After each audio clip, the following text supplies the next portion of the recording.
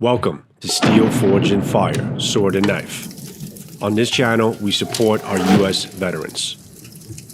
Veterans, there's a place for you here. There's a number in the description of all my videos if you are in despair.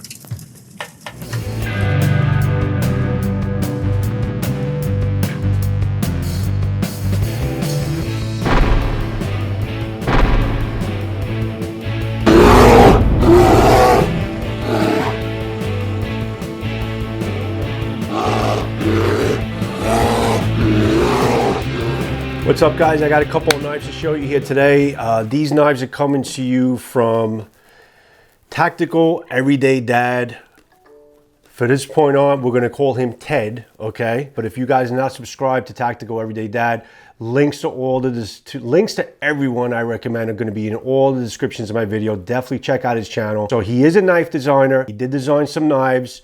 And also, he's going to be on Blade Talk coming up towards the end of this month. He's going to be on Blade Talk with Scab and Joe, and we're going to go through all of the background history of how he started designing knives. It's actually a pretty interesting story because I did have like a long talk with him over the phone. Really dynamite, solid dude. Really liked the guy. I had loads of fun talking to him about his knives, about how he started. So that's all going to be on Blade Talk with Scab and Joe. So what I'm going to do now is do something a little different with this review. I'm actually going to show you, because I did cut with them already. So I'm going to show you some footage and this is going to be a little bit longer than on my normal videos, if that makes sense, but it is going to be longer because I have three knives, okay? 1, 2, 3, actually 4 knives, okay, to show you from Ted. It's going to need a little time to kind of get through all that on some video chat. So hopefully you can sit through all of my rambling on about these knives, and it's worth it. Believe me, he's a great knife designer. He's got some great designs here. But I'm going to go outside and to the stump, and we are going to take these knives through some tests. And then I'm going to bring you back in here, stick around, and we're going to talk about the knives themselves, their specs, and my overall impression of these prototypes, okay, as they are in their present state. So join me at the stump. Let's go. So I have a couple of knives from Tactical Dad, Tactical Everyday Dad, that I wanted to review. So I have 3 knives here. First is the short-faced bear. Really nice grind on this thing. Then you have the Grizzlar, really beautiful handle, S.F.B. Actually, I'm sorry, the short face bear is magnet cut, and the Grizzlar is the S.F.B. VN steel. Okay, really nice stone grind on this thing, beautiful blade. So we're gonna do some simple cutting tests with these things. Now again, they are prototypes, which I'll get to in a second. And here is the mammoth and very capable looking, okay, in terms of chopping and doing some really heavy tasks, is the KODIAK. Look at that beautiful blade shape, okay, that really extended belly there. I mean, this is definitely a very capable blade. It's a 1095 steel.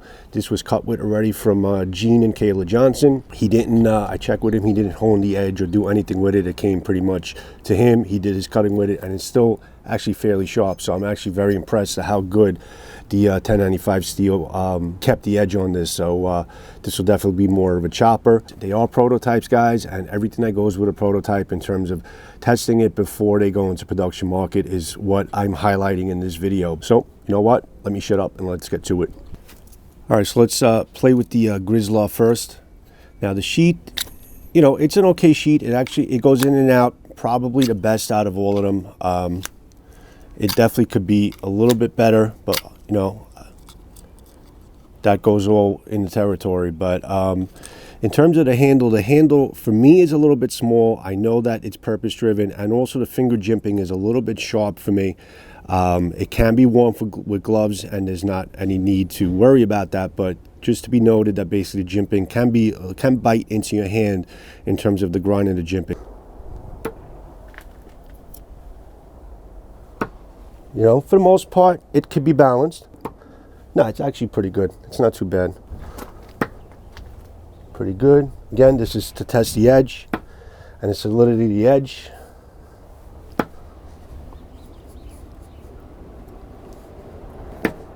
That's good. That was a nice bite. It's taking some really nice bites with this edge. They all came pretty sharp out of the box, guys. That was nice. Look at that bite. Right into here. Puppy went like right up to here with the bite. The edge is still fine, obviously. Test the edge a little bit more. Do a little bit of a wiggle test. Again, we're not trying to torture them. We're just trying to see how these edges hold up.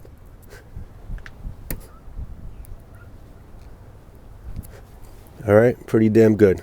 Not too bad, not too shabby. So this is the Grizzlar here. So I'm going to take a piece of pressurized 2x6 that's not 2x6 anymore. I'm going to kind of just do some gliding here. Now I noticed right off the bat, my finger definitely, the finger choil is too sharp and it bites into my finger. So I know I'm going to have marks here for that. So I find that to be comfortable with this, I'm going to have to kind of take a grip that I don't normally like to take.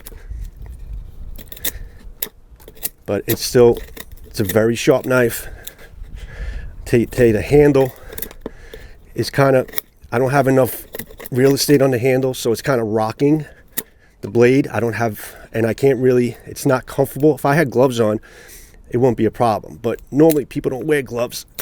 But I find that it's a little bit tough to kind of do the cuts, because I can't really get the grip that I want, and I don't have enough of a handle to kind of feel like it's firm in my hand in order to execute the cuts solidly and confidently. But the blade itself is great. I mean, the blade is beautiful. Yeah, the blade is definitely does the job. I like this blade. Really good steel, S45VN. It's really biting into my thumb, okay? In terms of how the finger jimping is here. Okay, but the knife can knife, guys. You have this knife with you, it can knife with no issue, no problem. But look at my finger, if you can see that there. Yeah, that's doing pretty good. Yeah, I like that a lot. Steel is very capable. This is a little bit more comfortable because it's not as hard to cut as the pressurized wood.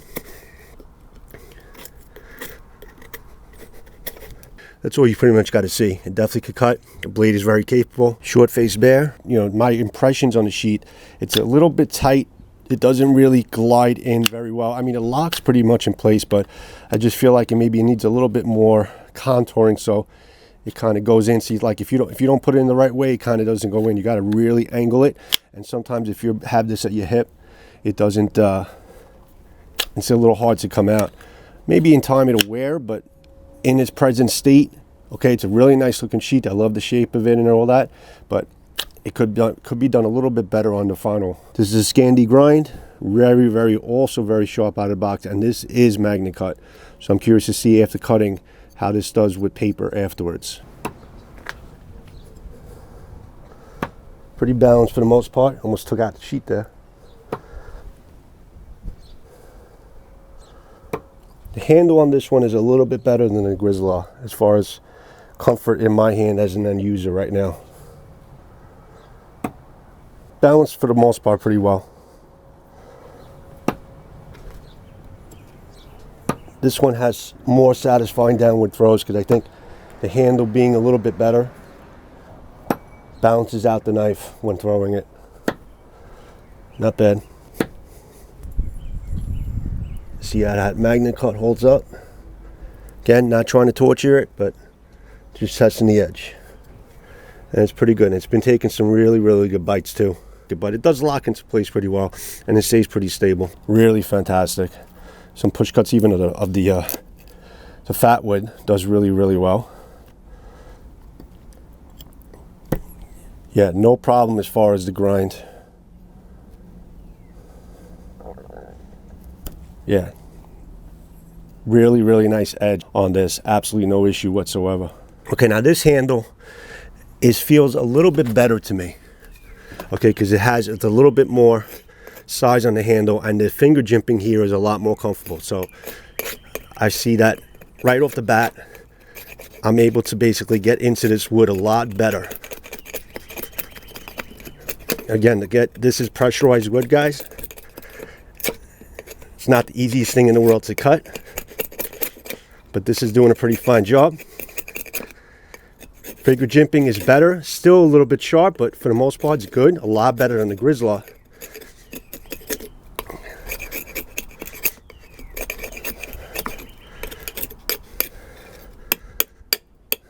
Yeah, this is definitely not a knife that you can kind of hammer in. It doesn't have the weight or the solidity to it on the edge, on the spine. But for slicing jobs, this is pretty good. Let's go to the fat wood. Let's see how it does there. Yeah, this is definitely a good fat wood cutter. Good slicer, good feather sticker. Ooh, that's a knot.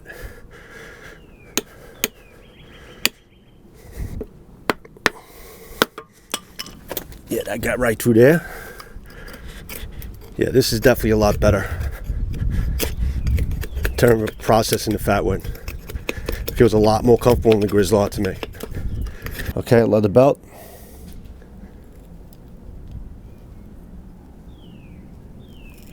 Okay, not as good as some other knives I've used, but it definitely can slice. Okay, even after cutting some wood, it definitely can slice. Definitely can slice really well. I mean, can the edge hold up? Let's see. Nothing crazy.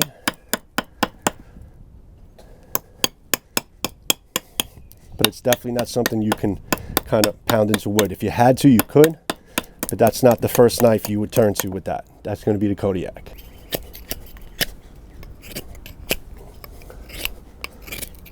Definitely impressed. Magnet cut edge. We'll do some paper cutting tests after when we get inside too. Try some cording again. Cut no problem. Still very sharp. Love this edge. Very good. Handles a lot better for me too. So now here is the monstrous KODIAK. Okay, now with this, with the sheet with this, see how the sheet kind of surrounds the handle a little bit? When you're holding it and you try to pull it out, your hand, the flubber of your hand kind of covers the sheet. So you got to kind of set it back, your hand back, to kind of unsheath the knife. And you don't really, after you unsheath it, you don't have a good grip because you have to set your hand back. I would rather basically the sheet go to the edge of the handle so you can get a firm grip of the handle when pulling it out, because you have to kind of set your hand back. And then when you set your hand back, as you unsheath the knife, you don't have a good grip. You want to be right here when you unsheath the knife. And this is a much heavier knife, but you know, it's such a heavy blade that it is going to basically fall into place pretty straight. So as far as these tests are concerned, I have no doubt that this is going to kind of, the point's going to find its way down first. Nice. Yeah, I don't see any problems with these knives, guys. These knives are constructed pretty well. Okay, guys, and as I mentioned with the handle, yes, the sharp edges on here, on the screw holes, are definitely biting into the hands. This has definitely got to be addressed. But Anthony is, you know, aware of it. The designer is aware of it. But it's my job to let, you know, to displace that on my video or enclose that on my video. So there's definitely some sharp edges on the screw holes. And then obviously then address the G10 with all the ways that it kind of bites your fingers, and then I think this will be perfect. This is a really fantastic blade, a really beautiful job on this blade. I love the look, the aesthetic of it. You know, apocalypse is definitely what I would call it, but it definitely looks like an apocalyptic knife. But let's see how the handle feels while I'm doing some cutting, if it doesn't bite into my hands. A lot easier. It'll probably do the work for me. Again, this was cut with already, guys. Okay, this was cut by the Johnsons. He did his own testing on it, so it doesn't have an original edge. But the knife definitely does a lot of work, guys. This is definitely a much heavier use knife. Yeah, this is a chopper. I like this.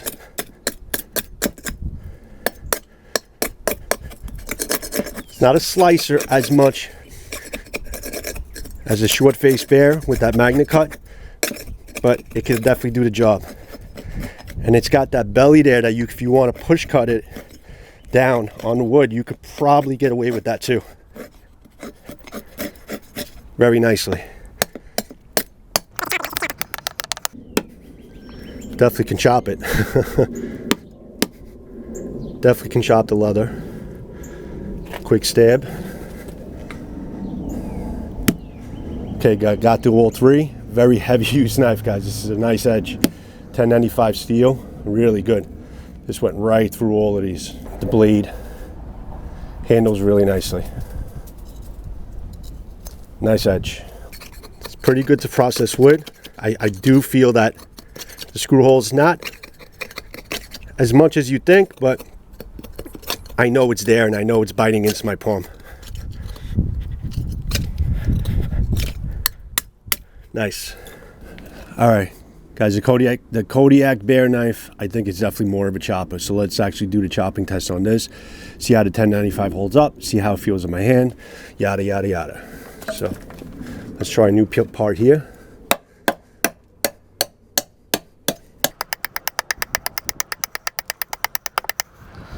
No problems with the edge so far.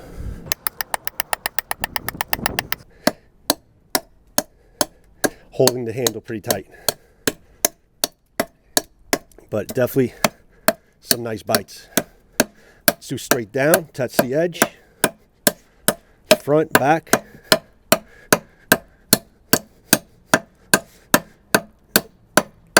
Yeah, this is definitely a great chopper. A painful chopper, but a great chopper.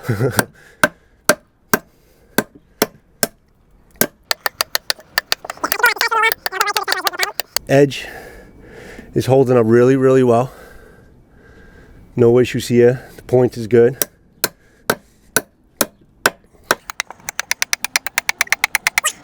The wood is flying, guys. Really nice bites. It's definitely the chopper of the three. Looking at the edge for any edge deflections or chips or rolls. I didn't think I would. 1095 steel is really good for this stuff. It's got enough meat on the blade and a really good grind on it. Did a nice job in forming up the edge on this. There's a KODIAK bear. So let's take it back inside, kind of take it home and give you my impressions of these prototypes and what's great and what could be kind of addressed about them. Hey guys, welcome back. All right, so I'm going to show you some close-ups of all the knives. We're going to talk about some specs on the knives. I have my cheat sheet here, so don't judge me, but I did go through a whole like phone interview type of thing with Ted, and he gave me a little background in the knives, who is producing the knives for him. I got as much information as possible. All right, guys, first knife we're gonna talk about is going to be this is actually the Grizzlar.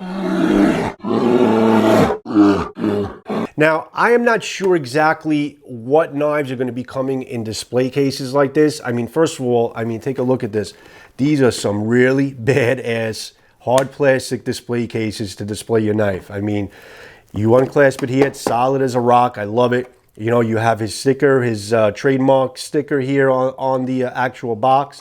You open it up and there is a knife. Nice, you know, padded cushioning here. I think underneath the padding here, you have a couple, all the pieces, the certificate of authenticity, a couple different things. You could store your own things in here. This could be like a tackle box, whatever you want it to be.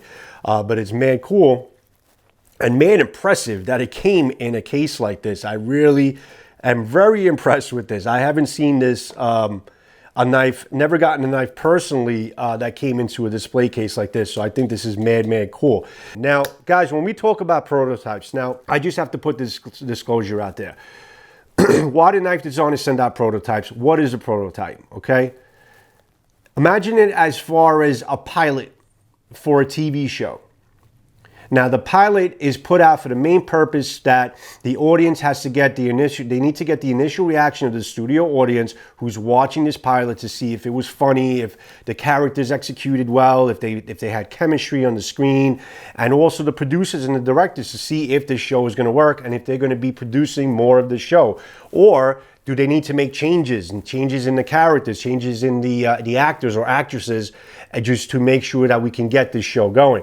Now, prototype is pretty much the same way. Prototype is the first rendition of the knife from the knife designer, from the production house that made the knife for the knife designer. So that is the first rendition of the knife, where the knife designer will be able to look at the knife, see if it basically adheres to everything he wanted the knife to be in terms of the steel selections, the contours, how it feels in the hand, how it performs.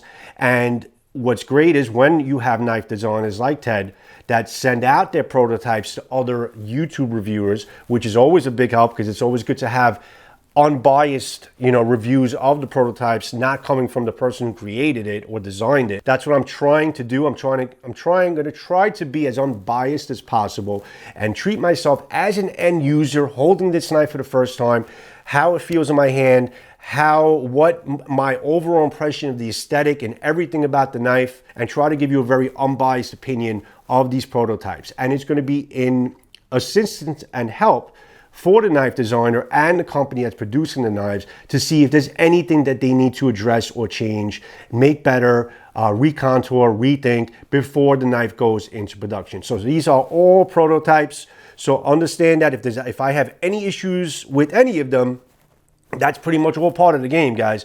We look at them.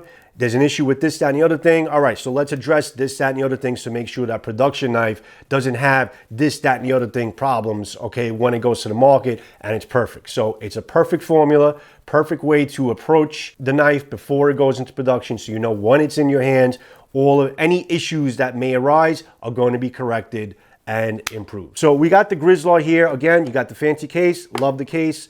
In all intents and purposes, guys, I love all these knives. Let's put it out there. I love their designs. I love basically the brainstorming that Ted did in his head as far as his conception of what he wanted the knife to be and who the end user should be on all these specific knives. And I respect that, and I think he did a great job, and I think he's a very talented knife designer. I think he's bringing some really cool things to the market in terms of the blade grinds, and also the blade shapes are really, really cool. So I do like all of these knife designs. Now, I can only speak for these three or four knives that I have in my hand. I know he has many different designs out there that I haven't seen. So I am only speaking of these that I have in my hands. But whatever I did see from his other YouTubers that also reviewed some of his knife designs, I think he's doing a really good freaking job in terms of what he's putting out there and also who he's choosing to produce his knives. Great choice, Ted. Really, really great choice. Here's the Grizzlar, and again, it's a KODIAK sheet. Now, I did have a complaint about the KODIAK sheet being a little stiff, okay? But again, these are things that have to be addressed. This is not too bad, actually. It's got a little bit of a kind of a smoother plastic inner lining here that should protect the blade a little bit. Actually, it's got some smuts on here, guys. I didn't clean off the knives after I cut with them. So I wiped them off, but I didn't really run them by to clean them up too well. So this is the knife. As far as the in and out, it's not too bad. A little bit sticky, but for the most part, it goes. This was probably one of the better fits out of all the knives there. Okay, here's your belt loops here if you want to put in your belt.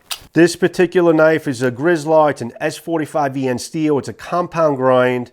The KODIAK sheet, like I said, it's a hollow grind. The maker of this knife is from Anaheim, California, and I am going to butcher this name, but I believe it's called Hephaestus, okay? And it's actually a Greek name for armor of the gods, and that is badass, okay? That's a badass knife make, armor of the gods in Greek. So that is the maker of this particular knife.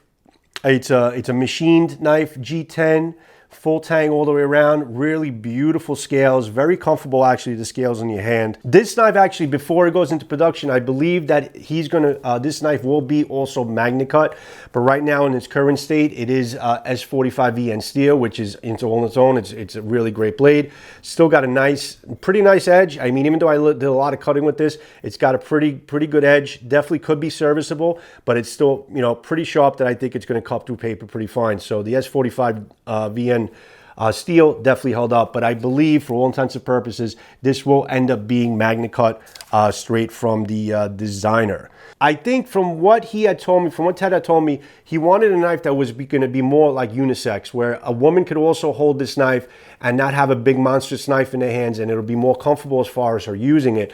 And for a man, this will be probably like a 3.5 finger grip. And for that purpose, as a 3.5 finger grip, it does work fine. Now, I have large hands. Anyone with much larger hands like XL or double XL are it's probably going to get lost in their hands a little bit. Now, I also described that on the finger jimping on the top here, it is, very sharp. Okay, so you definitely, if you're pushing down with your thumb, it's definitely going to leave marks on your thumb. okay, from the finger dripping here. Now, he explained to me that it's meant to be a tactical knife and used with gloves, and I totally understand that. But if you're not using them with gloves, and not everyone uses gloves when they use their knives, this will definitely hurt your hand. You does have a fall finger jimping here if you really want to get in and do some detail work. But again, same type of sharpness feel to it that's really going to leave indentations on your thumbs, so that's something to be noted. So I found myself kind of cutting with this, and because I don't have any more real estate on the back of the handle, I felt like it was kind of rocking, you know, cutting the wood. So it would benefit for me as an end user to have a little bit of a larger handle. Even a ½ inch would definitely make a difference in the handle. But again, I'm not a knife designer, so I don't know if that's going to ruin the whole aesthetic with designing a knife. That's my personal opinion. But kind of knife, yes. It's a great knife, great steel, beautiful, beautiful contour knife design. Really digging the knife design, the grind, the stonewash finish is really beautiful. The red aesthetic with the red liner on in between the G10, really absolutely love this knife. So there is the Grizzlar. So now this came in a black box, but I don't think this particular knife, which is the S.F.B, the short-faced bear knife, is going to be coming in a display case like this. This particular knife is actually a magnet cut. Now I did some cutting with it. It's still got a nice sharp edge. I'm going to do some paper cuts on these to show you what they got after cutting. The finger jimping on this is definitely a lot better on the thumb. The handle is a little bit bigger, so this fits a little more comfortably in my hand. And I could also take that really close grip here without it affecting my thumb or having discomfort where it's biting into my thumb here. So you can do some finer cuts and have more control, which I did have more control on the cuts. I love the grind on this. I'll show you close-ups because this is all mucked up. But the grind on this knife is beautiful. Again, it's a magnet cut steel. It has an HRC of 62, which is badass, but it's not a HRC it's hard to sharpen. If you go into like the 68 range, then it's going to be brittle. It's going to be very hard to sharpen. But at 62, it should be still fairly easy to bring it to a sharp edge and still have some really good edge retention at a 62 HRC. So that was a good choice, Ted, to pick a 62 HRC on the magnet cut. Now, I did say in the cutting video that it was a Scandi grind, and correction, it's a saber grind. I had that in my head, but I was saying Scandi grind. It's a saber grind on this blade. It's a clip point, large blade, but it's not only just a clip point, it actually comes into a really nice belly over here. So this could actually be a really good food prep knife, because I can see basically if you have this kind of on a cutting board, which I can try to show you this here, you can kind of roll the knife to really do some nice cutting on a cutting board. So this could actually, his envision was he wanted a knife that can do a couple of different things. He just didn't want it to be a knife for self-defense or a knife for bushcrafting. He wanted to be also to be able to use it as a food prep knife. And that's exactly what he achieved with a lot of these knife designs, to be a tactical everyday knife for many different purposes. And I think a job well done in coming in with the blade shape to be able to give you a food prep, bushcrafting, and self-defense knife that also holds a really good edge with this magnet cut. So well done on this. I really like this. Now my complaint was with the KODIAK sheet, I don't like how it fits. You can't just kind of slip it in. You really got to find the right angle, and then it locks into place. It doesn't move, but just kind of the hassle of kind of not really slipping it in. You have to kind of fight with it to really go in the right way, because it kind of you have to angle it on the way in. So that's to be noted that the KODIAK sheet, I would like a better fit on this as a end user, but again, that's why it's a prototype, guys, and that's why we talk about this stuff. Now, this is also a completely handmade knife, okay? It's micarta handles. This particular knife was made by Daniel Suzuki. He's actually coming out of Sheboygan, Michigan. So he handmade, it was a completely handmade knife. It's a beautiful micarta handle, beautifully, almost like machined look, full tang around, very solid, guys. All his knives are solid. I didn't baton with any of them because this is not really a batoning knife, but if I did baton with them, they'll be just fine. I don't want to destroy them. I don't want to go that too far with them because they're not mine. I'm sending them back. But believe me, you can baton with pretty much every one of these knives. They're built very solid. I'm total confidence that these knives would hold up. They're very solid in the hand, and they have great construction. He's got some great makes on these knives. So there's a short face bear for you. Bear, I want to show you the little guy. I didn't do any testing with this because there's not much testing I need to do, but this is kind of a short version of the S.F.B. It's the mini KODIAK prototype. It's a Canadian black bear. Okay. Really beautiful blade shape. I really like this. This is kind of like a put in your pocket everyday knife. Again, this is also magna cut, and I believe this is it's a flat grind, and it's really comfortable in the hand. Guys, it's a 3-finger grip, but for like really like fine cutting things or opening boxes or just really fine cutting tears, I think this is great. Very portable, fits in your pocket. Really beautiful knife. Again, this was also handmade from the same maker, Daniel Suzuki. And I am really digging this size and for what a purpose it is. So well done on this knife as well. Last but not least, guys, we have a knife that was produced, actually manufactured from, I believe it's called Stroop Knives, is actually the manufacturer. And it's coming out of North Carolina. It's also a veteran-owned, family-owned and operated, A1, go Vets. So from Fort Bragg, okay, North Carolina. So this is Stroop Knife. So nice little display came here with like the, I forget what you call this stuff, but it's like that Easter basket type of stuff that goes in. A little, shredded paper. Okay, you guys, a couple of stickers here from Stroop Knives, okay. Certificates of authenticity in the box. So here's the KODIAK bear, guys.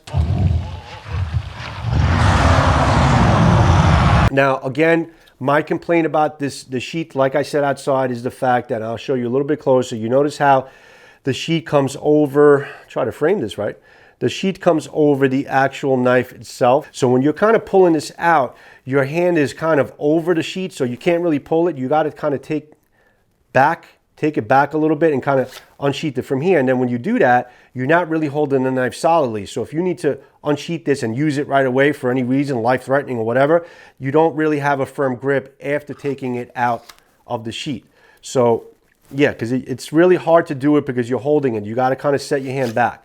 I would like to be able to pull it out and also have a nice hold on it. So I would say this particular sheath, I would basically set it back more. So this way, when you're pulling the knife out, you have a firm grip at all times. So, but it does fit. This actually fits in the sheath a lot better than the other ones. This is a Tech Lock system. So here's the knife itself, guys. It's an acid wash finish.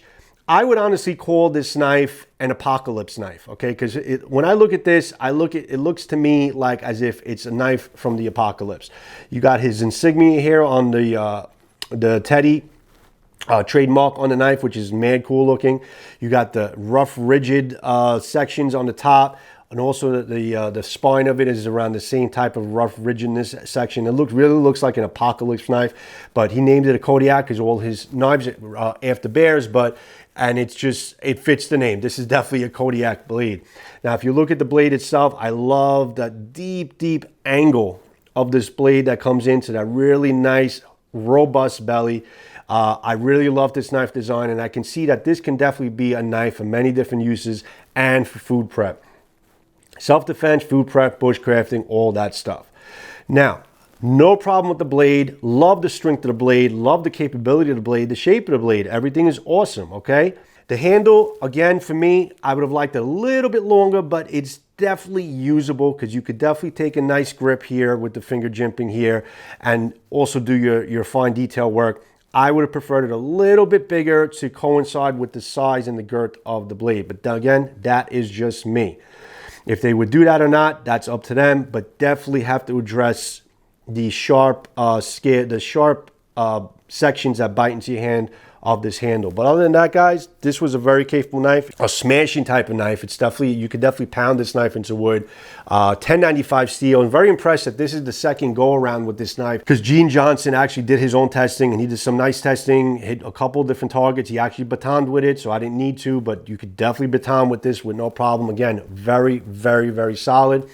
And it still had enough of an edge here that I was able to do my own testing and be successful going through fat wood and pressurized wood and cording and leather belts and stabbing and all that stuff. So it held up pretty well. No edge deformations on any of these knives, guys, through all my testing. Great knives, Ted. Really loving all of the designs that you have here. I loved using them. Thanks for sending them to me, because this is just kind of showing you as an end user what I felt about these knives. Can't wait to see exactly what you got coming out next. Guys, thanks for sticking around on a very long video. Hope you enjoyed it. Hope you got something out of it, and hope you got an impression of these beautiful prototypes from Tactical Everyday Dad, Mr. Ted. Ted is going to be on Blade Talk towards the end of this month. Blade Talk with Scab and Joe. Very much looking forward to that. You don't want to miss it. He's got a great story behind these knives and behind all his tactical gear that he's been producing through the years. So have a good one, guys. Much love. Joe from Steel Forge and Fire, Sword and Knife. Till next knife, next sword. Thanks for your support, guys. Thanks for being here. See you when I see you. Much love to you all. Ciao.